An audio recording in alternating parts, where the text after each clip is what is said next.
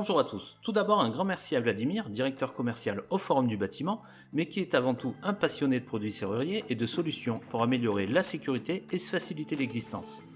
Je vous mets le lien de sa chaîne YouTube en description ainsi que plein d'autres infos.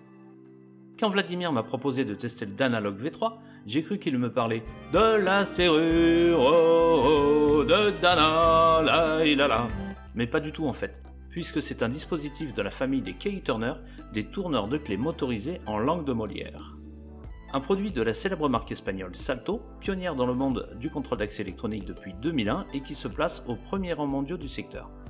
Le produit que je déballe ici est destiné à de petites installations, mais il est d'une polyvalence et d'une simplicité folle. J'ai bien aimé la sobriété de l'emballage, tout en carton recyclé et bien dimensionné.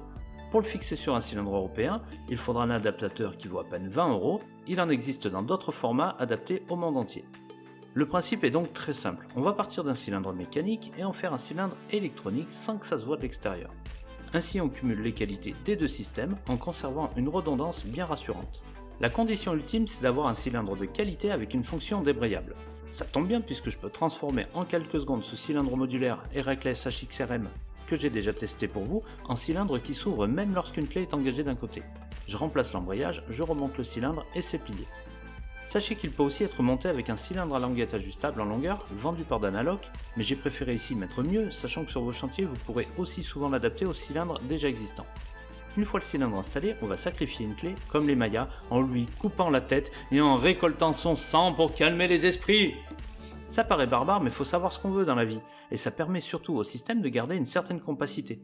Car il paraît imposant, mais ce n'est rien par rapport à d'autres produits comparables qui contiennent toute la tête d'une clé. La fixation de l'adaptateur pour cylindre est simplissime et nécessite à peine 3 mm de dépassement. Soit vous les avez, soit vous démontez une rosace existante et vous les récupérez. La fixation est super solide et surtout démontable sans problème et sans trace. Puis on vient mettre la pièce de liaison entre la clé et le bloc moteur, pour ensuite facilement clipser le Danalog V3 sur son embase à l'aide d'un petit repère. On teste la molette porte ouverte et si tout va bien, vous avez déjà transformé le cylindre en cylindre à boutons utilisable sans pile. Mais à ce stade, c'est quand même mieux d'en mettre pour exploiter tout le potentiel de la bestiole. Parlons pipile, ce sont 4 CR123A qui assurent une autonomie d'1 an en moyenne. Et là où c'est bon, c'est que c'est pas un format propriétaire et que ces piles sont très courantes et se trouvent pour 10-15 balles les 4 dans des grandes marques. Installons maintenant l'appli gratuite Danalog qui se charge et s'installe rapidement.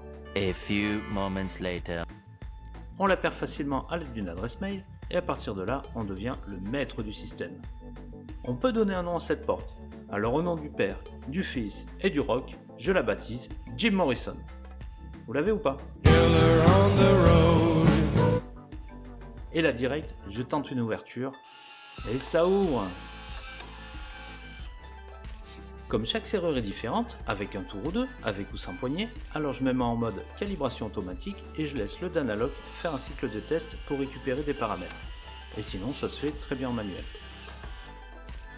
Et maintenant, je fais quelques essais. Vous entendez que c'est un petit peu bruyant, mais pas excessif. Le moteur est plus coupleux que je ne l'aurais imaginé, et il repousse vraiment fort mon doigt ou l'adhésif de masquage que je me suis amusé à mettre. On est d'accord que les jeux de la porte doivent être parfaitement réglés, mais on est d'accord aussi que faire bouger toute la mécanique d'une serrure multipoint, ce n'est pas comme verrouiller une simple serrure de bureau. Du coup, la puissance est bien utile. On va maintenant explorer les options, comme le réglage de durée de retenue du demi-tour, auquel on accède en un rien de temps. 2-3 secondes devraient suffire si vous avez une serrure sans béquille. Prochaine fonction, un truc tellement génial qu'on devrait le mettre en avant sur la fiche du produit. C'est une assistance à la rotation du bouton comme de la clé. C'est juste génial car on a tous eu des clients avec des troubles musculo-squelettiques des mains qui n'arrivent plus à utiliser leur petite clé. Et là on répond à deux problèmes. La dépendance, en permettant à des tiers d'accéder au domicile sans pour autant leur confier une clé, et le handicap car il suffit d'enfoncer la clé et de la faire un peu tourner ou de toucher à peine le bouton pour ouvrir et fermer la porte. Et c'est aussi un point fort du HXRM qui a des têtes de clé bien larges et facilement préhensibles. Il y a aussi une fonction de temporisation, ça peut être pratique couplé à un ferme-porte. Et l'accès à l'historique des passages, intéressant pour être sûr que des aidants soient bien passés s'occuper de votre proche dépendant. Et bien sûr, on peut inviter des personnes via un lien ou un mail et leur autoriser l'accès permanent ou temporaire, soit sur une plage horaire, soit limité dans la durée. Et comme je disais au départ, certes, on a sacrifié une clé, mais on en a ensuite économisé plusieurs lorsqu'on donne un accès à une personne sans avoir été obligé de commander une clé neuve qui peut être très coûteuse et se faire attendre longtemps suivant les marques. Et essayer d'annuler une clé dans la poche de quelqu'un à distance, c'est pas facile, hein. Alors mon avis sur ce produit.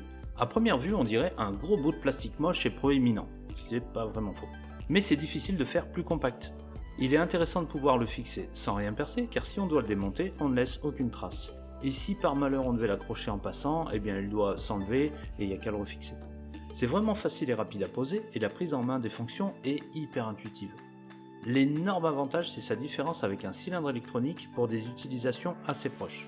Ici on conserve un vrai cylindre avec toutes ses qualités intrinsèques, et on ne voit pas de l'extérieur la présence du dispositif.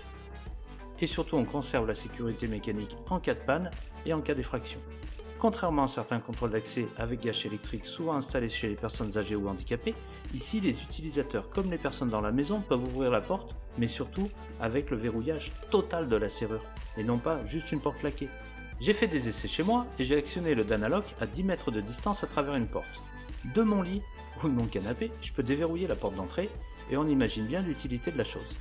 C'est donc un système idéal, et pas cher en plus, pour motoriser la serrure d'un logement en location saisonnière, d'une personne dépendante ou autoriser l'accès à un local de maintenance sans modifier profondément l'installation existante. Voilà, je remercie encore ceux qui me font confiance, et notamment ici au Forum du Bâtiment. Si ça vous a plu, interagissez dans les commentaires, partagez, likez, ça m'aide énormément. A bientôt!